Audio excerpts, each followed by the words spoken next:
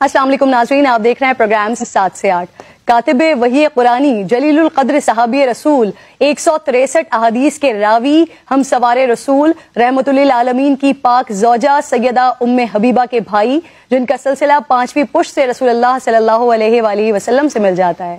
اسلامی تاریخ کے پہلے بحری بیڑے کے سپاہ سالار، فاتح شام و قبرص، اور 19 سال تک 64,65,000 مربع میل پر حکمرانی کرنے والے، جن کے اوصاف مبارکہ میں اخلاص اور عہد و وفا، علم و فضل اور فقہ و اجتہاد، حسن سلوک، سخاوت، تقریر و خطابت، مہمان نوازی، تحمل و بردباری، غریب پروری، خدمت خلق، اطاعت الہی، خوف الہی، اتباع سنت، تقوی اور پرہیزگاری، عاشق رسول اور عاشق اہل بیت ہیں۔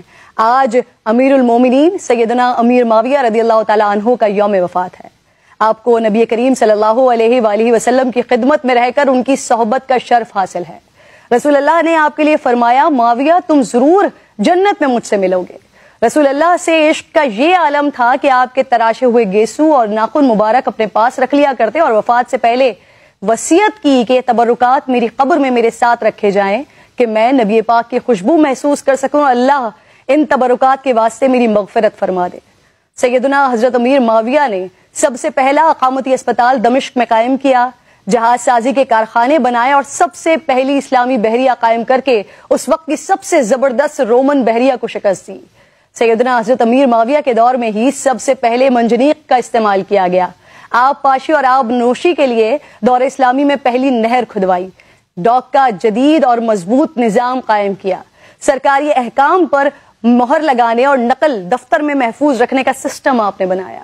آپ نے دین اخلاق اور قانون کی طرح طب اور علم الجراحت کی تعلیم کا انتظام بھی کیا۔ بیت المال سے تجارتی قرضے بغیر اشتراک و نفع کے جاری کر کے تجارت اور صنعت کو فروغ دیا اور بین الاقوامی معاہدے کیے۔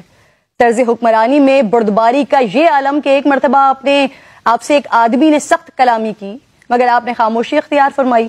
یہ دیکھ کر کسی نے کہا، اگر آپ چاہیں تو اسے عبرتناک سزا دے سکتے ہیں۔ فرمایا، مجھے اس بات سے حیا آتی ہے کہ میری رعایا میں سے کسی کی غلطی کی وجہ سے میرا حلم یعنی قوت برداشت کم ہو، اور ایسا کیسے نہ ہوتا کہ رسول اللہ صلی اللہ علیہ وآلہ وسلم نے دعا فرمائی تھی کہ اے اللہ امیر معاویہ کے پیٹ کو علم اور حلم سے بھرتے۔